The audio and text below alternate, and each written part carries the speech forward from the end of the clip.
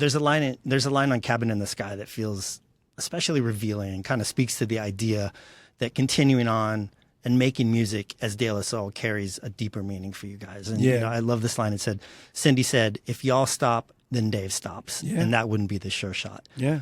Was that decision something that you and Mase arrived at quickly, or did it take time to really figure out what it would look like carrying on without Dave? I arrived to it quickly. Mase admits, and once I explained it to him, he was locked in.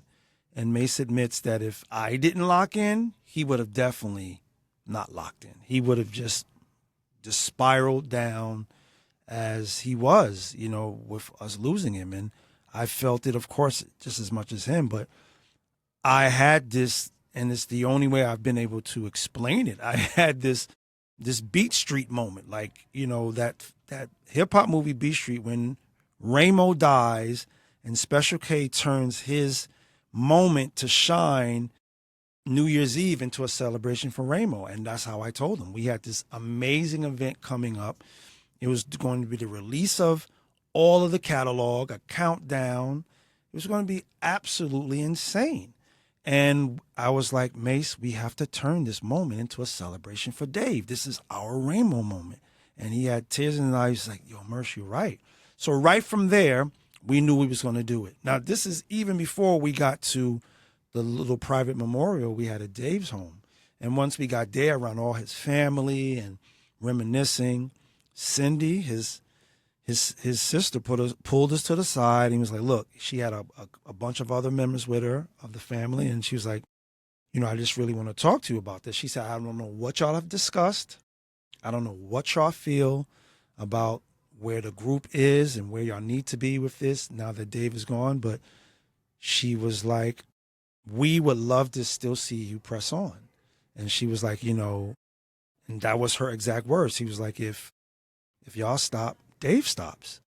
And we, and she threw in a funny, like, no pressure.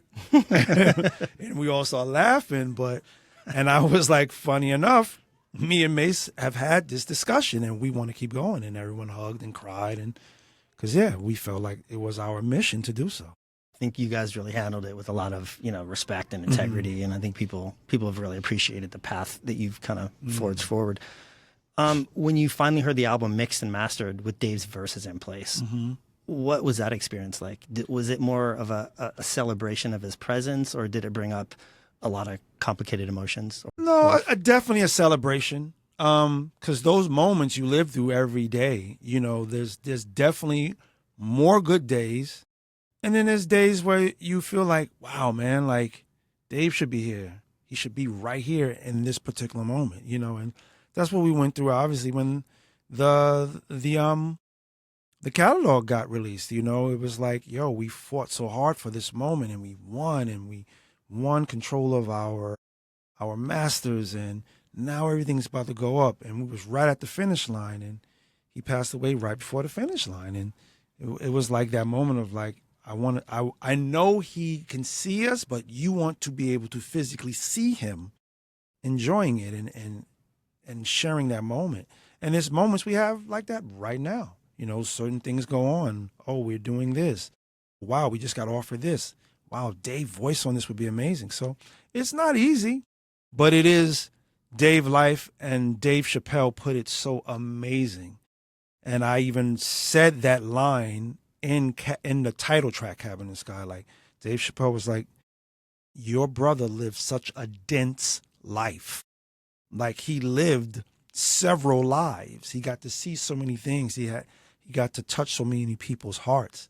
And we got to do a lot of things and still do things that a lot of people, unfortunately, may not get to do. So I was like, wow, man, that's true. Like, his life isn't to be cried over because it wasn't something that wasn't lived correctly. He lived an amazing life.